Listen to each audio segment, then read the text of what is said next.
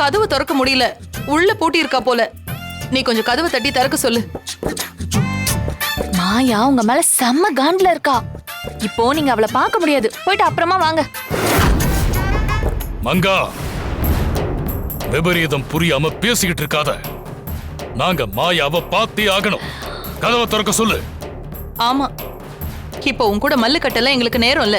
சீக்கிரம் கதவை திறக்க சொல்லு. உங்களை பார்த்தாலும் பாவமா தான் இருக்கு. மங்கா, எங்க டென்ஷன் புரியாம பேசாத. சீக்கிரம் போய் கதவை திறக்க சொல்லு. சரி சரி சரி சரி, நான் போய் மாயா கிட்ட கேக்குறேன். போ.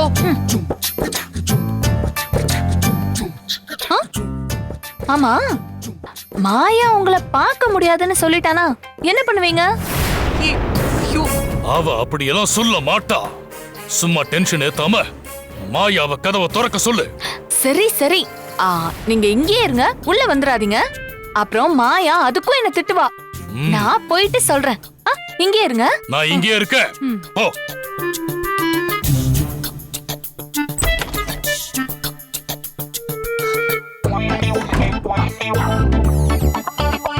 என்னங்க, கதவு திறக்க நாம ட்ரை பண்ணிட்டு இருந்தோம், அப்பெல்லாம் திறக்கல.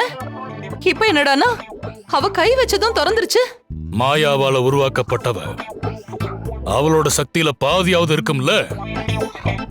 அதோட மாய சக்தியான அவங்களுக்கும் சாதாரண மனுஷங்களான நமக்கும் வித்தியாசம் இருக்குல்ல.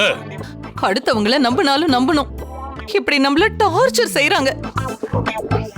ஒரு பக்கம் போலீஸ் அடி தாங்காம அந்த ராஜா உளறிடுவானோன்னு பயமா இருக்கு. இன்னொரு பக்கம் அர்ஜுன நினைச்சு கவலையா இருக்கு.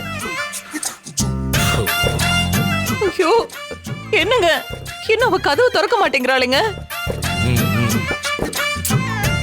என்ன பண்றது?